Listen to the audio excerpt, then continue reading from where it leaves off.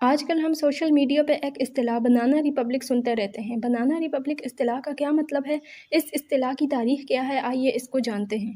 سن 1904 میں ایک امریکی مصنف او ہنری نے ایک اصطلاح بنانا ریپبلک کو اپنی ایک کتاب کیبیج اینڈ کنگز میں جنوبی امریکا کے دو چھوٹے چھوٹے ممالک ہندوراس اور کوسٹا ریکا کے لیے استعمال کیا تھا۔ بنانا ریپبلک سے مراد ایک ایسا ملک ہوتا ہے جس کی معیشت کا مکمل طور پر قدرتی وسائل پر انحصار ہوتا ہے، خاص طور پر زرعی مصنوعات جیسے بنانا وغیرہ پہ۔ یہ ممالک سیاسی عدم استحکام کا شکار ہوتے ہیں، ان کی حکومتیں کرپٹ ہوتی ہیں اور عموماً ان ممالک پر بیرونی غلبہ ہوتا ہے۔ آئیے بنانا ریپبلک یعنی ہندوراس جو کہ جنوبی امریکا کا ایک ملک ہے، اس کی تاریخ جان لیتے ہیں۔ ہندوراس کو بنانا ریپبلک بنانے کے لیے پہلا قدم لارنس ڈی بیکر نے دوسری جنگ عظیم کے بعد لیا تھا۔ ہوا کچھ یوں تھا کہ لارنس ڈی بیکر نے ہندوراس سے بنانا لے جا کر امریکا میں بیچنے شروع کر دیے۔ اس وقت امریکی لوگ بنانا فروٹ سے بالکل بے خبر تھے۔ انہوں نے اس سے پہلے بنانا کبھی دیکھے تک نہیں تھے، چنانچہ انہوں نے اس نایاب فروٹ کو مہنگے داموں لینا شروع کر دیا۔ لارنس ڈی بیکر کو بہت فائدہ ہوا، چنانچہ انہوں نے اور زیادہ مقدار میں بنانا امریکا میں سپلائی کرنے شروع کر دیے اور یوں بنانا کی تجارت سے فائدہ اٹھاتا رہا۔ اسی طرح آہستہ آہستہ تاجروں نے امریکی کارپوریشنز کے ساتھ مل کر کوئمل فروٹ کمپنی بنائی، جس کو ابھی چیکویٹا کہا جاتا ہے۔ اس کمپنی نے ہندوراس سے بہت زیادہ مقدار میں بنانا امپورٹ کرنا شروع کر دیے۔ امریکا میں بنانا کی بڑھتی مانگ کی وجہ سے امریکی کمپنی نے ہندوراس میں کھیت اور باغات بھی خریدنے شروع کر دیے اور وہاں پر بنانا اگانے شروع کر دیے۔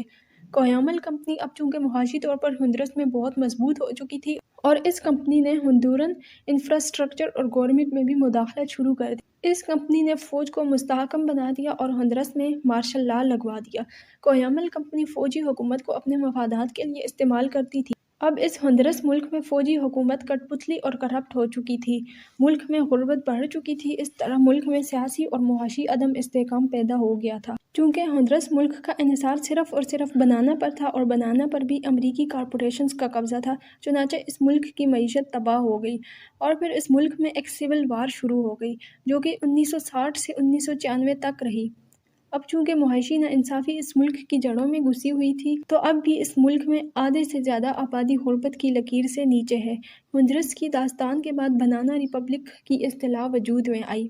موجودہ دور میں بنانا ریپبلک کی اصطلاح ایسے ممالک کے لیے استعمال کی جاتی ہے جن میں مندرجہ ذیل خصوصیات ہوں۔ نمبر 1 کرپشن کا عام ہونا، نمبر 2 سیاسی عدم استحکام، نمبر 3 فوجی مداخلت، نمبر 4 ملک کی معیشت کا چند قدرتی وسائل پر انحصار ہونا، نمبر 5 بیرونی ممالک کا اپنے مفاد کے لیے ملکی انفراسٹرکچر کو استعمال کرنا، نمبر 6 عوام کا حکومت پہ اعتماد نہ ہونا، نمبر 7 غربت کا عام ہونا، نمبر 8 حکمران جماعت اور عوام کے درمیان زیادہ گیپ کا ہونا۔ موجودہ دور میں بنانا ریپبلک کی کچھ مثالیں یہ ہیں: بنگلہ دیش، سری لنکا، کوسٹا ریکا، چلی، کینیا،